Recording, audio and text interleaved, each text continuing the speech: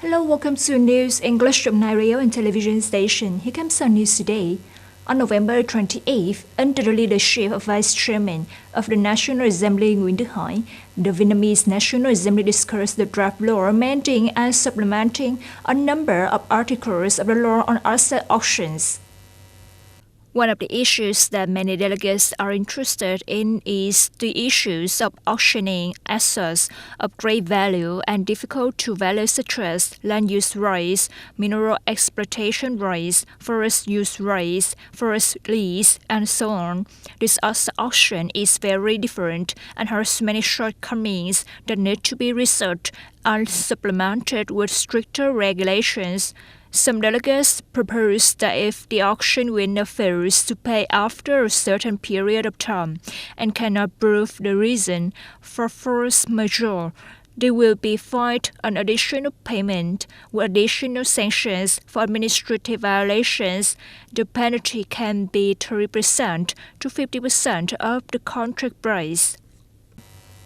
Vietnamese Prime Minister Phạm Minh Chính has issued an official telegram on managing great growth in the last months of 2023.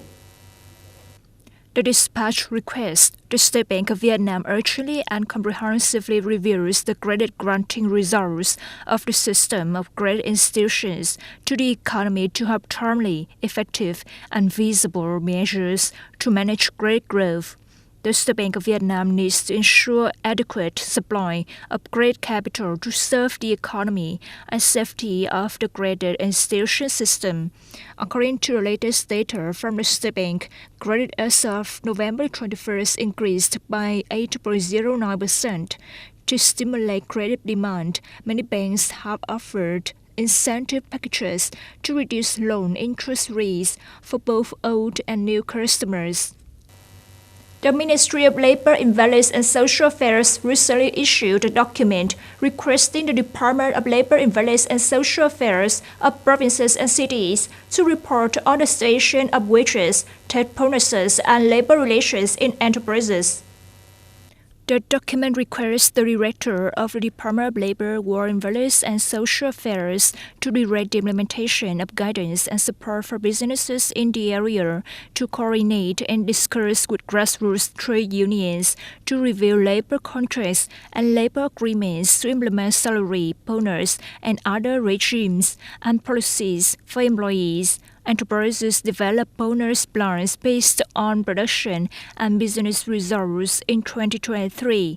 According to the provisions of labor law and publicly notify employees in the enterprise, relevant agencies synthesize and report data to the Ministry of Labor, Invalids and Social Affairs on the situation of wages and salary debt in 2023.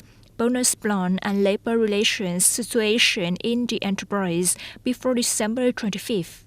Margaret Harris, spokesperson for the World Health Organization (WHO), said on November 28th that in the Gaza Strip there may be a risk of more people dying from disease than from Israeli attacks. According to Ms. Harris, the risk will only be eliminated when the area's health system returns to operation. In a statement, Harris emphasized, in the end, we will see more people die from disease than from bombardment if we cannot restore this health system. Harris describes the shutdown of Al-Shifa Hospital in northern Gaza as a disaster. The WHO spokesperson also expressed concern about the arrest of a number of medical staff at Al-Shifa Hospital by Israeli forces. German Prime Minister Olaf Scholz on November 28th said his government would modernize the economy and support important industries, including the chip manufacturing industry. Speaking before Parliament, Prime Minister Scholz commented, "If we ignored modernizing the country in the face of all the fierce challenges, it will be a serious and unforgivable mistake." Mr. Scholz said that states across the countries share the same biggest concern: how to increase investment in key areas such as semiconductors, steel production, and environmentally friendly batteries. Mrs. Scholz also noted that the government will end the price ceiling policy on energy at the end of this year, but pledged to act quickly if energy prices increase again.